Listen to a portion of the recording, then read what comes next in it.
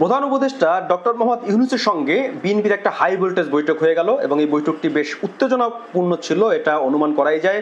কারণ বৈঠকের পরপরই বিএনপি মহাসচিব মির্জা ফখরুল ইসলাম আলমগীর গণমাধ্যমকে বলেছেন তারা মোটেই সন্তুষ্ট নন এবং ডিসেম্বরকে তারা নির্বাচনের কাট অফ সময় বলছেন, মানে শেষ সময় বলছেন তারা, এবং এর মধ্যেই তারা নির্বাচন চান। বিএনপি দীর্ঘদিন ধরেই, মানে এই সরকার দায়িত্ব নেওয়ার পর থেকেই তারা নির্বাচনী রোডম্যাপের দাবি করে আসছিল এবং একটা সময়সীমার কথা তারা বলছিল যে সরকার অন্তত একটা সময়সীমা ঘোষণা করুক বা রোডম্যাপ দিক যে কবে নির্বাচন হবে।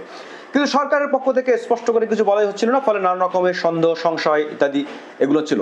এই বাস্তবতায় বিএনপি প্রধান উপদেষ্টার সঙ্গে এই বৈঠকটি করলো এবং এই বৈঠকে প্রধান উপদেষ্টা ডক্টর মোহাম্মদ ইউনূস ছাড়াও আরো হাই প্রোফাইল লোকজন ছিলেন সরকারের। এর মধ্যে আইন উপদেষ্টা আসিফ নজরুল আছেন, অর্থ উপদেষ্টা ডক্টর সালেউদ্দিন আহমেদ, শিল্প উপদেষ্টা ডক্টর আদিলুর রহমান খান, এরকম ব্যক্তিবর্গ ছিলেন। বিএনপি পক্ষ থেকে মির্জা ফখরুল ইসলাম আলমগীর ছাড়াও মির্জা আব্বাস, জমিরুদ্দিন সরকার, সালাউদ্দিন আহমেদ সহ শীর্ষ যে বিএনপির নেতারা তারা এই বৈঠকে অংশ নেন এবং বিএনপি এই বৈঠকে খুব স্পষ্টভাবেই সরকারের কাছে একটা নির্বাচনী রোডম্যাপ চায়। সরকার যথারীতি এবারও পাশ কাটিয়ে গিয়েছেন, মানে নির্বাচনের একটা সময়সীমা সরকার, মানে রোডম্যাপ বা নির্বাচন কবে হবে নিয়ে স্পষ্ট করে কিছু বলতে পারেননি। তবে একটি তথ্য আপডেট বলবো আমি, এবং এটা একটু এই দিকে একটু মনোযোগ দেওয়ার দাবি রাখি। সেটা হচ্ছে আসিফ নজরুল এই বৈঠকের পরপরই গণমাধ্যমকে বলেছেন যে জুনের পরে কোনোভাবেই নির্বাচন যাবে না এবং প্রধান উপদেষ্টা বিএনপিকে এই বিষয়টি আশ্বস্ত করেছেন এবং প্রধান উপদেষ্টার একটা অঙ্গীকার এভাবে তিনি বলেছেন, মানে প্রধান উপদেষ্টাকে তিনি কোট করেছেন, মানে কোনোভাবেই জুনের পরে নির্বাচন যাবে না।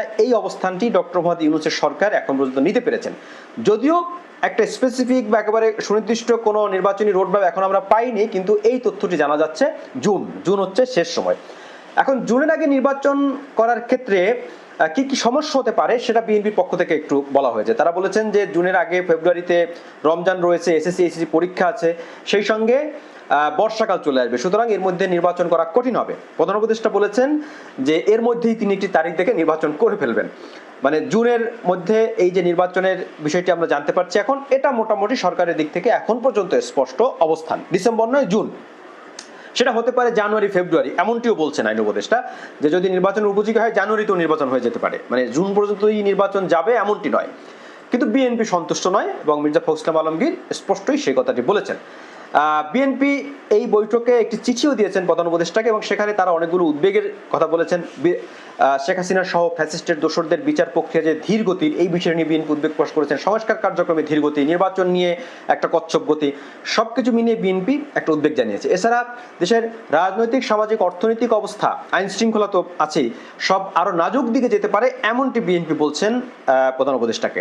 এখন এখানে একটি বিষয় হলো যে যদি নির্বাচন হয়, বিএনপি ক্ষমতায় আসে, তাহলেই এই বিষয়গুলোর যে উন্নতি হবে এমন কি গ্যারান্টি আছে?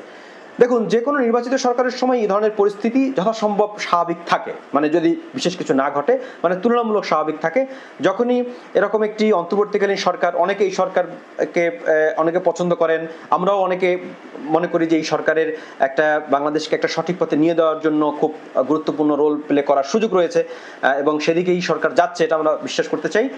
কিন্তু অন্তর্বর্তীকালীন সরকার সময় নানা পক্ষ কিন্তু ওত পেতে থাকে, তারা নানাভাবেই সরকারকে অস্থিতিশীল করতে চায় এবং নতুন নির্বাচিত সরকার আসলেও যে এই চর্চা থামবে এমনটি বলা যাবে না। কিন্তু তারপরও অন্তর্বর্তীকালীন সরকারের সময় নানা পক্ষই ঘোলা পানিতে মাছ শিকার করতে চায়, এটা হচ্ছে বাস্তবতা। বিএনপি মনে করছে সময় যত যাবে, এখন ভোট হলে বিএনপির ফেভারে আছে, বিএনপির জিতে আসার সম্ভাবনা অনেক বেশি। সেই সঙ্গে বিএনপিও মনে করছে যে পতিত শক্তি তারা যে বিভিন্ন ধরনের ষড়যন্ত্র করছে, সেই ষড়যন্ত্রের ফলে আবারও কোনো ধরনের বিচ্যুতি হতে পারে, পরিস্থিতি আরো নাজুক হতে পারে। সেই উৎকণ্ঠার জায়গাগুলো বিএনপির পক্ষ থেকে স্পষ্ট করা হয়েছে। তো এখন সবচেয়ে বড় যেটা আমাদের দৃষ্টি, সেটা বিএনপি কি করবে? বিএনপি কি তীব্র আন্দোলন গড়ে তুলবে? বিএনপি কি এই সরকারের বিরুদ্ধে অবস্থান নেবে? যদিও বিএনপি বলছে তারা অসন্তুষ্ট, কিন্তু এখন পর্যন্ত তাদের যে ভাবনা, গতি প্রকৃতি, তাতে মনে হচ্ছে না তারা খুব তীব্র কোনো অবস্থান নেবে। ফখরুল ইসলাম আলমগীর এও বলেছেন তারা সমন্বয়ের সঙ্গে বৈঠক করবেন, আলোচনা করবেন এবং তারপরে তারা পরবর্তী পদক্ষেপ নেবেন। এবং বিএনপির ভিতরকার যে খবর সেটি হচ্ছে তারা এখন মানে সাধারণ যে সভা সমাবেশ, শান্তিপূর্ণ যে সভা সমাবেশ, সেই দিকেই মনোযোগ দেবেন। খুব তীব্র অবস্থান এই সরকারের বিরুদ্ধে তারা গড়ে তুলবেন না, কারণ এই সরকার যদি কোনো ধরনের সংকটে পড়ে, কোনো ধরনের বিচ্যুতি ঘটে, তাহলে সেটা কিন্তু আবারও নির্বাচন আরো বেশি ঝুলিয়ে যেতে পারে, এরকম একটি অবজারভেশন বা পর্যবেক্ষণ বিএনপির মধ্যে আছে। সুতরাং বিএনপির এখন মুভ হবে খুবই কৌশলী, এবং আগে যেমনটি বলেছি আমি একাধিক ভিডিওতে যে বিএনপি মূলত নরমে গরমে চলবে, হয়তো গরমের মাত্রা একটু বাড়াবে এবং এই যে অসন্তুষ্ট সেটা বোঝানোর জন্য হয়তো বা তারা নানা রকমের কর্মসূচি দেবে, কিন্তু খুব তীব্র আন্দোলন মানে সরকার পতন আন্দোলন বা সরকারের বিরুদ্ধে খুব এক্সট্রিম অবস্থান সেটি বিএনপি হয়তো নেবে না। এটি হচ্ছে একটা দিক। আর নির্বাচন নিয়ে এখন পর্যন্ত সরকারের অবস্থান অস্পষ্ট, তবে এর মধ্যেও একটি আশার দিক হলো যে প্রধান উপদেষ্টা অঙ্গীকার করেছেন জুনের মধ্যেই যে কোনো উপায়ে নির্বাচন হবে, সেটা জানুয়ারি, ফেব্রুয়ারি, মার্চ, এপ্রিল যে কোনো মাসই হতে পারে, জুনের পরে যাবে না। এটা হচ্ছে সবচেয়ে দেখার দিক যে এখন পর্যন্ত সরকার এইটুকু অবস্থান নিতে পারলো। কিন্তু সবচেয়ে ভালো হয় দলগুলোর সঙ্গে আলাপ আলোচনার মাধ্যমে একটি নির্বাচনী রোডম্যাপের দিকে খুব দ্রুত যায় এবং দলগুলোকে আশ্বস্ত রেখেই কিন্তু সরকারকে নির্বাচনের দিকে যেতে হবে।